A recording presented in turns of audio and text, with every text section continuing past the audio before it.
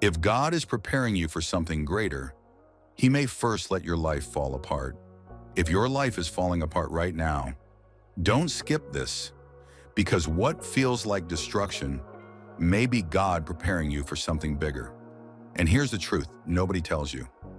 Before God elevates a person, He often breaks them first. He removes, He isolates, He delays, He humbles, He takes you through fire. And if you don't understand why, you will call preparation punishment and walk away too soon. But if you understand these 5 tests, you may realize your hardest season is not the end of your story. It may be the beginning of your calling.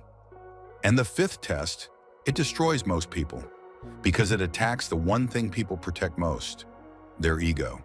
Stay with me, because if you are living through these signs, God may be preparing you for more than you can imagine. 1. First, He removes what you depend on. Before God adds, He often subtracts. He removes the things you built identity around: money, status, relationships, control, certainty. And when those things begin collapsing, it feels terrifying, because what you leaned on starts disappearing. The job you thought was security begins suffocating you. The relationship you thought would save you begins dying. The version of yourself that once worked stops working, and your instinct is to hold tighter, to force old doors open, to save old structures. But sometimes God lets those structures collapse because they were never meant to carry your future. And this is where many people resist, because they confuse familiar pain with safety. Even suffering can feel secure when it is known. But God will disturb what keeps you small, sometimes violently, because as long as you keep gripping what is old, you cannot receive what is new. That's hard truth, but real. And often, what you call loss is actually release. God is not always taking something from you. Sometimes He is freeing you from what would keep you trapped. And later, what looked like devastation reveals itself as mercy, but usually only later. Never in the middle. In the middle, it feels like ruin. That is why faith is tested there. Can you believe something is being built while everything looks broken? That is the first test. And many fail it because they interpret collapse as abandonment. But sometimes collapse is the beginning, not the end. And if losing what supported you was painful, the second trial goes deeper. Because now it won't be things removed, it will be people, the heart. 2. God will let you walk through loneliness. There are seasons God narrows your circle, and it feels brutal. People drift, friends disappear, support fades, calls stop coming, the room grows quiet, and you think, I have been left, forgotten. But what if you have been separated, not abandoned? Because some people cannot go where you are going. Some relationships were attached to who you used to be, not who you are becoming, and growth often costs company. That hurts. But it is true. Sometimes God removes voices around you so you can finally hear His and hear yourself, because noise can keep you asleep. Solitude can wake you up, but awakening is rarely comfortable. It often feels like loneliness, and loneliness can feel merciless until it starts changing you. Because alone, masks fall, distractions weaken, truth gets louder. You face wounds, patterns, fear, neediness, all the things people can help you avoid. And in that hidden place, strength forms, quietly, deeply, not performative strength, real strength. The kind nobody sees until life tests it. And that kind of strength is usually born in isolation. Not in applause, not in crowds.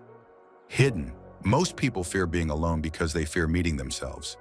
But often that meeting changes everything. Because once you become whole in solitude, you stop begging the world to complete you. And that changes how you love, how you lead, how you live.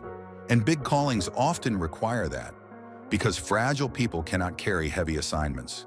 God strengthens people privately before using them publicly, always.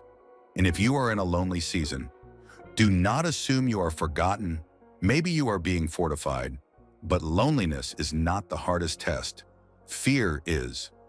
Because the third thing God often does is lead you toward exactly what terrifies you. Not away from it, toward it. And this changes everything. 3. God makes you face what you fear most. This is where many run, because God often uses the thing you avoid as the road forward. Fear of poverty, fear of rejection, fear of failure, fear of humiliation, fear of being exposed. Whatever has controlled you quietly often becomes the place you must walk through. And at first this feels cruel. Why would God lead me into what scares me? Because courage is not built outside fear. It is built inside it. And greatness requires courage, not comfort. Some people keep asking God to remove fear, but often God does something harder. He walks you through it. So you discover fear was never stronger than you. That revelation changes identity, because once you survive what you thought would destroy you, you stop living small. You stop negotiating with fear, and something in you becomes free. That is why some of the strongest people you'll meet are people who suffered. They walked through fire and found they didn't burn, and now they carry a certainty that comfortable people rarely have. And maybe the fear in front of you right now is not blocking your path. Maybe it is your path. 4. God will make you wait. This may be the trial that breaks more people than pain, because pain feels active.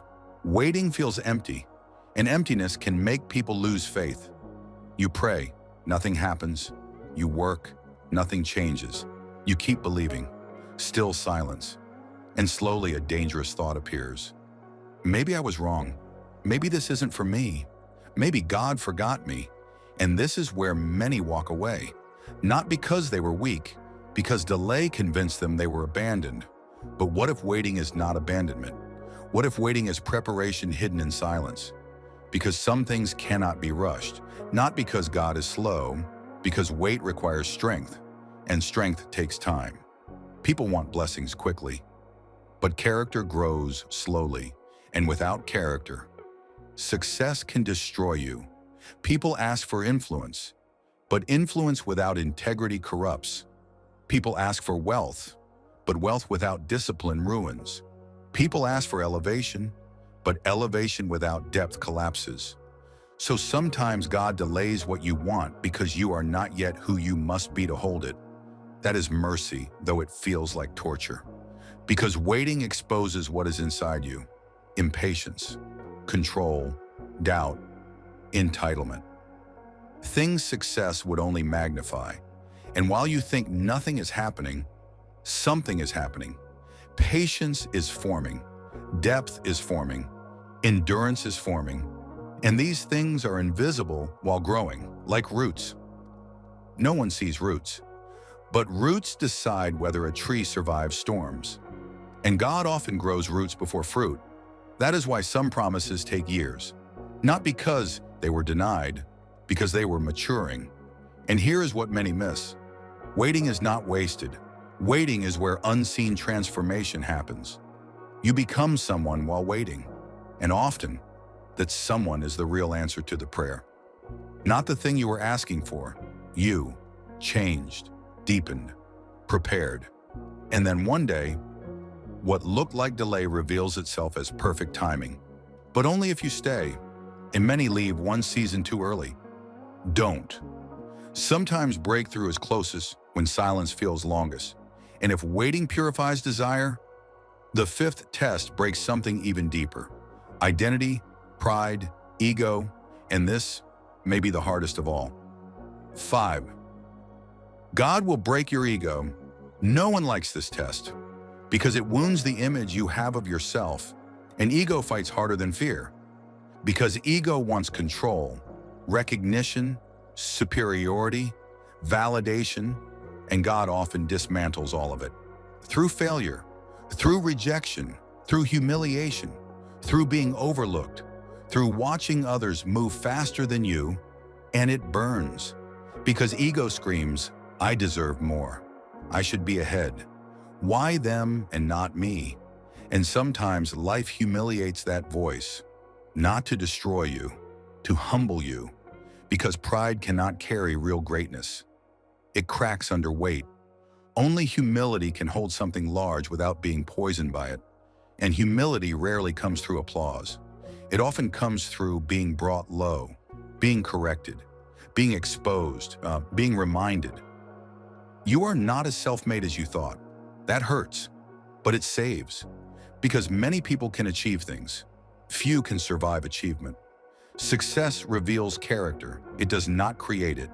And if ego rules you, success amplifies ego. That becomes ruin. So God often wounds pride before releasing purpose. Because pride wants to be seen, humility wants to serve. And those are different lives, very different. Sometimes what feels like failure is actually God saving you from becoming impressive and empty. And emptiness with power is dangerous. So he breaks ego, so power does not break you later. And when ego finally loosens, something extraordinary happens. Peace, because comparison fades, striving softens, performance weakens, and you stop needing the world to prove you matter. That is freedom, deep freedom, and free people can carry much. Now look at these 5 trials: loss, loneliness, fear, waiting, humbling. What if they are not random suffering? What if they are stages of formation? Because look closely. The first removes false supports. The second builds inner strength. The third creates courage. The fourth creates character. The fifth creates humility. What is that? Preparation, piece by piece, God shaping a vessel large enough to carry what is coming. Because bigger callings require bigger containers. And containers are enlarged by pressure, always, never by comfort. Diamond, steel, souls. Pressure shapes them all. And maybe your pressure is shaping you. Maybe what feels like breaking is enlargement. Maybe what feels like losing is pruning. Maybe what feels like silence is God doing hidden work. And if that is true, then your hardest season may not be proof a life is against you. It may be proof something in you is being made ready. That changes how suffering looks. It gives pain meaning, and pain with meaning transforms people. So if life has been stripping things from you, don't rush to call it ruin. Ask, what is this making in me? If people have disappeared, ask, what strength is solitude growing? If fear keeps confronting you, ask, what courage is being born? If life has made you wait, ask, what character is being formed? If your pride has been wounded, ask, what false self is dying? Because maybe God is not breaking you to destroy you. Maybe he is breaking what cannot go where you are meant to go. And there is a difference, a profound difference. Maybe what hurts now is preparing what comes next. Maybe this season is not your collapse. Maybe it is your consecration. And one day, you may look back at the season that almost broke you and realize that was the season God was making you able to hold something greater than your old self could carry. And that was grace all along.